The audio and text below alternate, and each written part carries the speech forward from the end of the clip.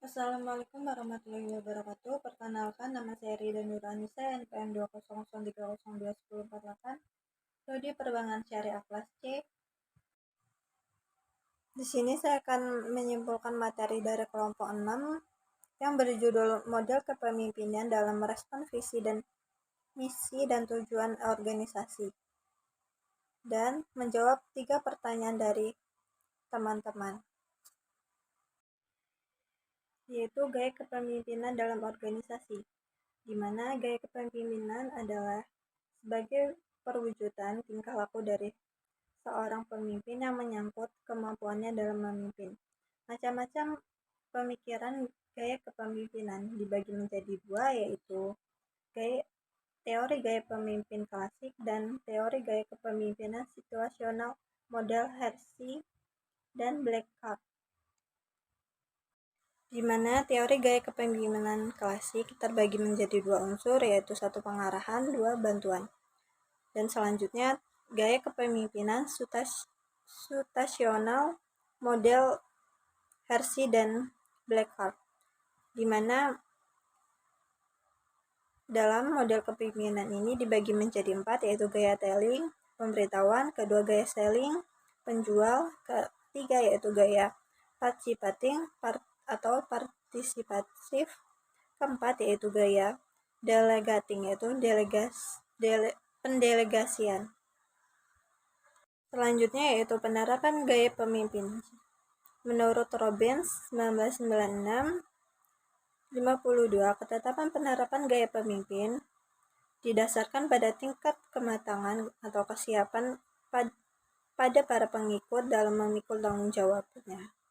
Selanjutnya yaitu model gaya kepemimpinan. Gaya kepemimpinan adalah norma perilaku seorang saat mempengaruhi perilaku orang lain. Menurut Siagian, ia membagi 5, yaitu tipe autokratik, kedua tipe paternalistik, ketiga tipe karismatik, keempat tipe laissez-faire, kelima yaitu tipe demokrasi.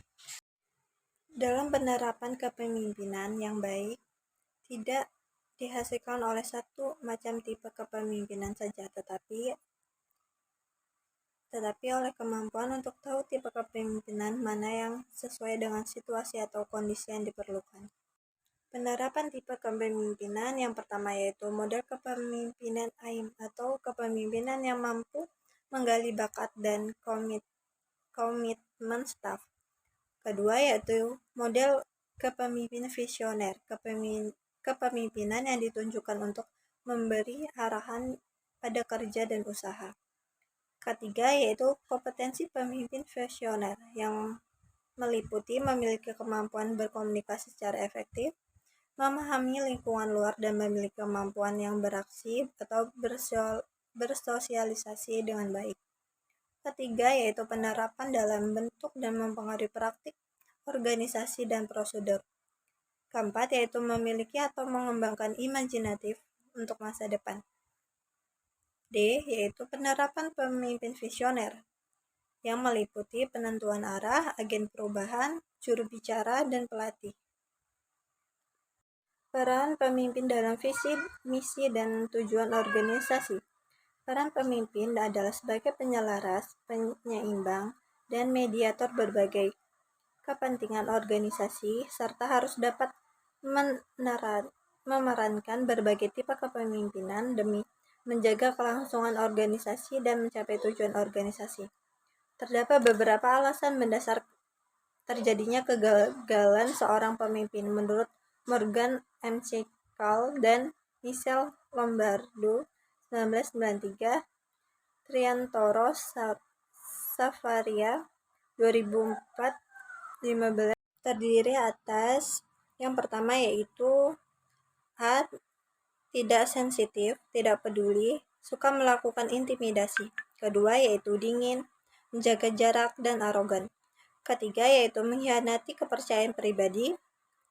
Keempat yaitu terlalu ambisius, egois, bermain politik, dan mementingkan diri sendiri. Kelima yaitu mempunyai masalah kinerja dengan dunia bisnis.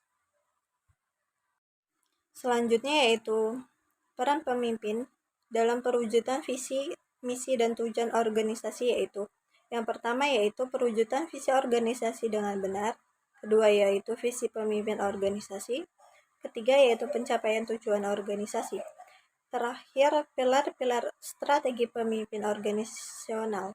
Suatu organisasi, baik bisnis maupun publik, dapat tegak berdiri jika ditopang oleh 4 pilar ya. Yang pertama yaitu pilar kepemimpinan, kedua pilar manajemen, ketiga yaitu pilar komando atau arahan, keempat yaitu pilar pengendalian. Wawasan teknik yang dapat membantu organisasi untuk mendapatkan prognosis yang diandalkan ialah yang pertama yaitu memanfaatkan latar belakang kandidat pemimpin yang akan berdampak pada kemampuan kepemimpinannya. Kedua yaitu berkenaan dengan visi. Perlu dibuktikan bahwa presentasi masa lalu kandidat pemimpin menunjukkan bahwa ia adalah seorang visioner yang proaktif. Ketiga yaitu membantu simulasi lingkungan kepemimpinan. Keempat yaitu mengembangkan pemimpin dari kalangan sendiri.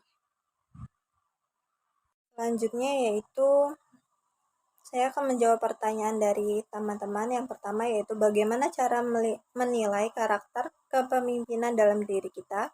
Jawabannya yaitu ada 2 cara untuk menilai karakter dalam kepemimpinan dalam diri kita. Yang pertama yaitu kita harus melaksanakan tindakan yang sesuai dengan apa yang kita katakan.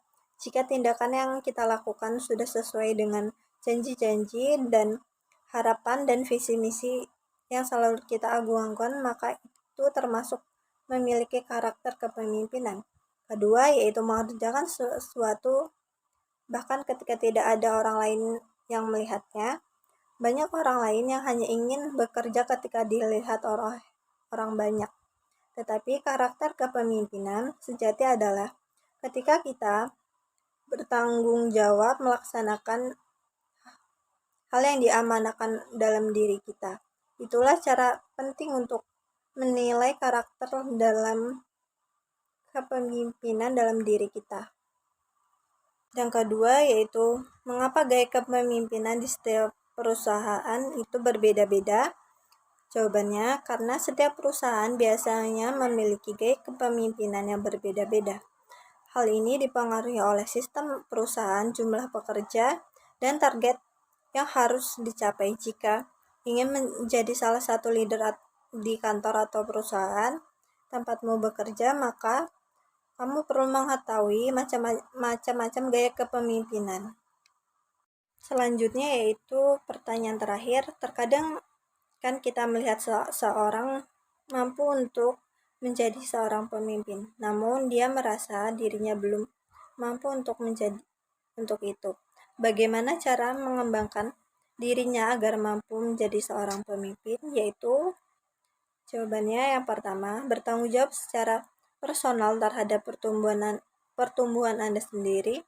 Kedua yaitu mengembangkan sebuah rencana yang menunjukkan wilayah-wilayah penting yang ingin Anda ketahui lebih lanjut.